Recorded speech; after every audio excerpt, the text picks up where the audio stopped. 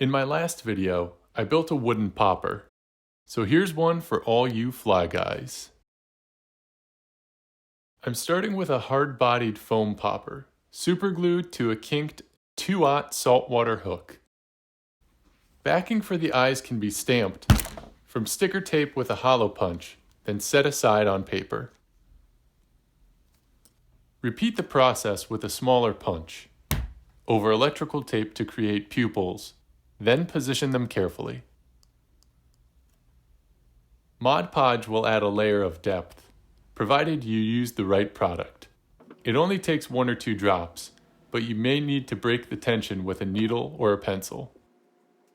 Once they've dried, the eyes should clear up a bit and really shimmer. These look good, so let's paint. I've rigged up my air compressor like an airbrush, but I'm using markers instead of paint. Since this setup isn't very controlled, a little color on the back and a pop of red for the mouth is all you need. However, I was able to pull off a crude set of scales. Poppers don't really need pigment, but a set of white flies would be boring, so here's a few more color patterns.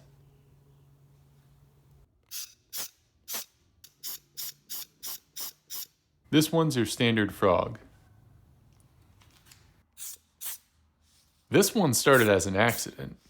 When I decided to paint the mouth of the fly first, the red lips bled into the body, so I ran wild with it and started adding color until I ended up with what I call cosmic rainbow. Paint from the marker dries fast, so you can place the eyes within a minute or so. You can add epoxy and use a drying wheel for an even coat, or you can add a tail.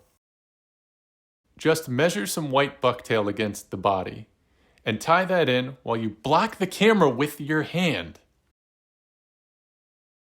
Layer some colored bucktail in and block the camera some more. Execute a whip finish and add a drop of epoxy to your thread, being sure to rotate for an even cure. I know what you're thinking. You could just buy one. But fishing with something that you made is just too much fun. Tight lines, everyone.